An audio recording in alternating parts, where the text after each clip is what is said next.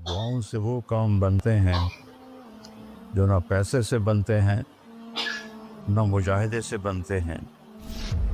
मुझे पता नहीं कि अल्लाह ने ये सारा निज़ाम मेरे साथ क्यों चलाया, कैसे चलाया। तुम वापस आए तो दोनों माइयाँ अरब वाली की थी, सोई पड़ी थी। मैंने कहा अम्मा जी उठो, थोड़ा घर वेख आया, तुम ले जाना। तुम में से एक एकदम वे बेटा तेनों आओ, वो तेनों रब अपने सोने दिया ज़ियारतां कराई रखे। मैंने बेगम से कहा बेगम ये दुआ कबूल हो गई।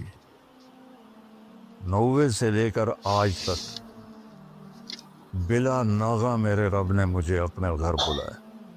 लिहाजा मैं उसके सामने ऐसे मुंह करके खड़ा हो गया।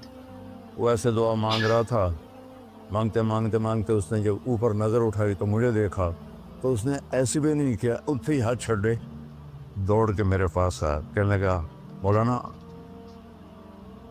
तुहानू पता मैं की दुआ कर रहा।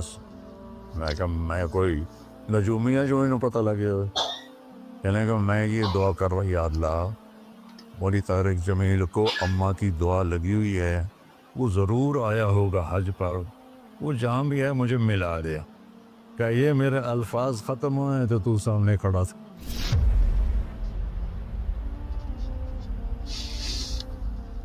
दुआओं से वो काम बनते हैं जो ना पैसे से बनते हैं ना मुजाहिदे से बनते हैं। मुझे पता नहीं कि अल्लाह ने ये सारा निज़ाम मेरे साथ क्यों चलाया, कैसे चलाया। ये एक वाक़या की तरफ मेरा जहन जाता।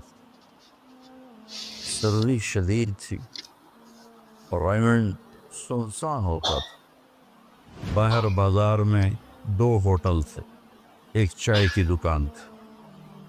तो मैं बरामदे में खड़ा था तो मेरे उस्ताद साहब रहमतुल्लाह अलैह मौलाना अब्दुल रहमान, उन्होंने करवट बदली किया।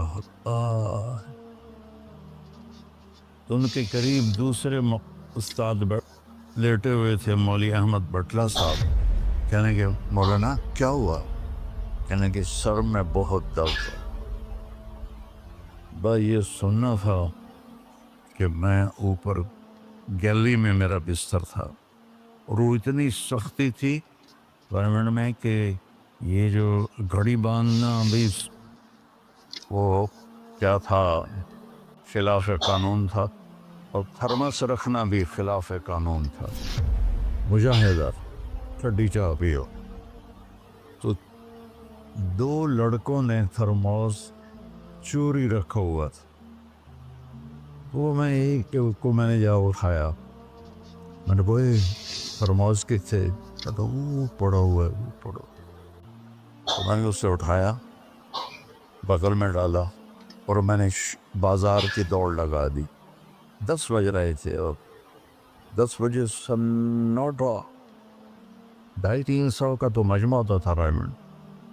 मैं कहा या अल्लाह कोई दुकान खुली हो, या अल्लाह कोई दुकान खुली हो। तो मैं नंगे पाँव, दिसंबर का महीना था, मैं नंगे पाँव दौड़ा और मैंने देखा तो वो चाय की दुकान का दरवाज़ा बंद था और रोशनी आ रही थी। मैंने कहा ये लगता खुली हुई है। तो मैंने उसके किवाड़ ऐसे किए तो वो खुल गया। तो आगे वो दुकान वाला, उसका नाम था अनवर मुल्तानी रहमतुल्लाह। ये मैं आपको बता रहा हूँ 73-74 की बात। तो वो बैठा हुआ था। मैंने कहा भाई अनवर चाय बनानी है। कहा भाई मैं तो औरंग भाई मैं तो थका हुआ हूँ, ये दूध पड़ा है खुद ही बना दे। तो मैंने कहा चूल्हा का, ये चूल्हा भी पड़ा है। तो मैंने वो होते थे हवा भरने वाले चूल्हे, उससे मैंने दूध गर्म किया, पत्ती डाली, चाय बना। चाय की दुकान पे सर दर्द की गोली का क्या काम है? मैंने कहा भाई अनवर कोई सर दर्द की गोली है? अरे भाई वहाँ देख ले शायद पड़ी हो कोई।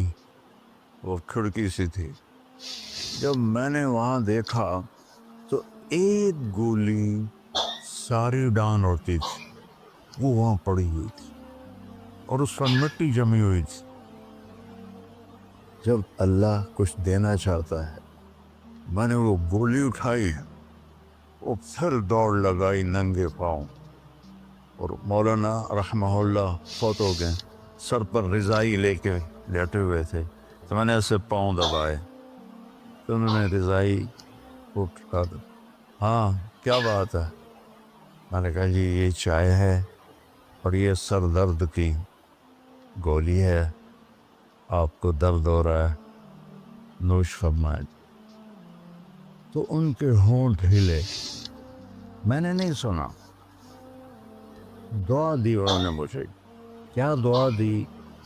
وہ خود فرماتے تھے کہ طارق جمیل کی قبولیت میری دعا سے ہے، اور ایک میرے ساتھی تھے مولوی خورشید کی قبولیت میرے ڈنڈوں کی وجہ سے، اس کی پٹائی بہت کی تھی انہوں نے، تو میرے بارے میں فرماتے تھے کہ یہ میری دعا کا اللہ نے اس کو سلا دیا ہے۔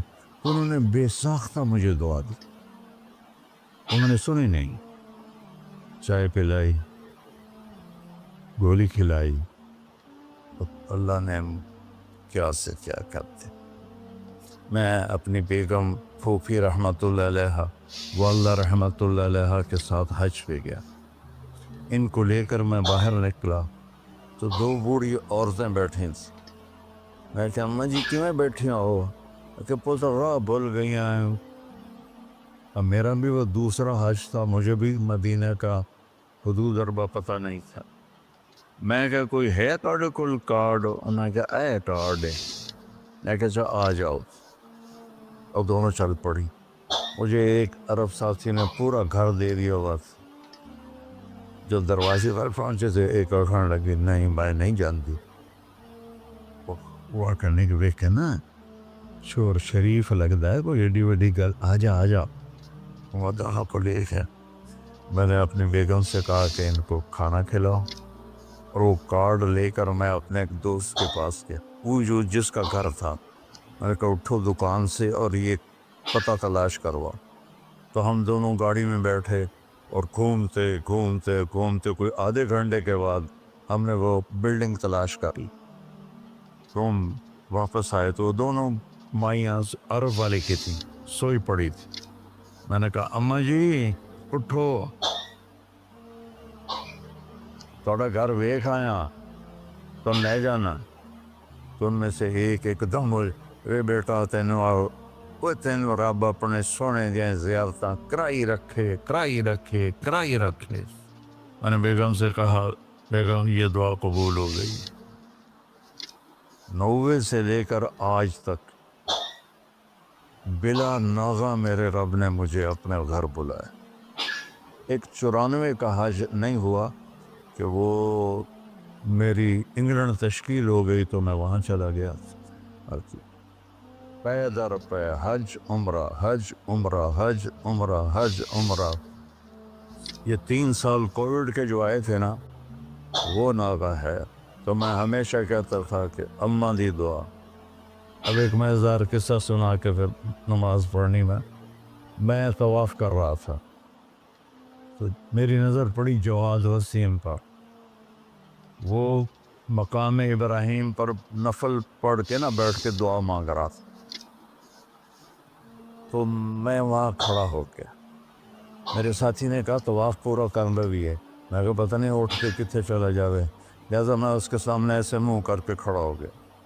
وہ ایسے دعا مانگ رہا تھا، مانگتے مانگتے مانگتے اس نے جب اوپر نظر اٹھائی تو مجھے دیکھا، تو اس نے ایسے بھی نہیں کیا، اتھے ہی ہاتھ چھڑے دوڑ کے میرے پاس آیا، کہنے لگا مولانا تمہیں پتہ میں کی دعا کر رہا سی؟ میں کہا میں کوئی نجومی ہے جو انہوں پتہ لگے ہوئے؟ کہنے لگا میں یہ دعا کر رہا، یا اللہ مولی طارق جمیل کو اماں کی دعا لگی ہوئی ہے، وہ ضرور آیا ہوگا حج پر، وہ جہاں بھی ہے مجھے ملا دیا۔ کہ یہ میرے الفاظ ختم ہوئے تو تو سامنے کھڑا تھا۔ تو اس میں آپ کو دعائیں ملیں گی بڑی زبردست۔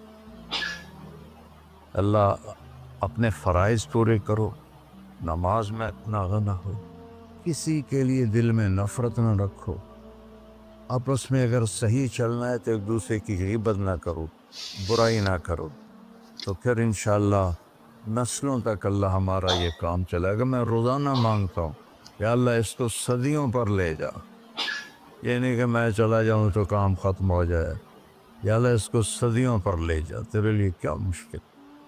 تو میں آپ سب کا شکر گزار ہوں، اور یہ جو انہوں نے اتنا خوبصورت انتظام کیا ہے اس پر بھی انتظام والوں کا بڑا شکر گزار ہوں۔ پتہ ہے اس بستی کا نام کیا تھا پرانا؟ ڈل لالا۔ ڈل کہتے ہیں اس کنویں کو جس میں پانی نہ ہو، اس کو ڈل کہتے ہیں۔ تو یہاں پہلے آبادی نہیں تھی۔ 1945 میں ہمارا گاؤں ہے وہ ادھر سین پراڑی والا، وہ 300-400 سال پرانا گاؤں ہے۔ تو جیسے برادریوں میں ہو جاتی ہے خبر، تو وہ کچھ ہوا ہوگا ہماری تو پیدائش سے پہلے۔ تو میرے تایا رحمۃ اللہ علیہ میاں حق نواز، انہوں نے آ کر یہاں گھر بنایا۔ اس وقت اس سے 50,000 روپیہ خرچ کیا تھا۔ تو 1948 میں پھر ان کے چھوٹے بھائی تھے میرے والد، انہوں نے آ کے گھر بنا لیا۔ تو اس گاؤں کی ابتدا ہوئی اور بسم اللہ ہوئی۔ تو اللہ تعالیٰ اسے آباد رکھے، اس چھوٹے سے گاؤں سے اس میں یہ رونقیں لگی رہیں۔ آپ کے تعاون کا، ان مستورات کا، ان بچیوں کا، آپ کا سب کا انتہائی شکر گزار ہوں۔ آپ اپنے اس کو جاری رکھیں۔ میں اجازت چاہتا ہوں کیونکہ مجھے فیصل آباد نکلنا ہے۔ اللہ بہت برکت دے، آپ سب کو قبول فرمائے۔ السلام علیکم۔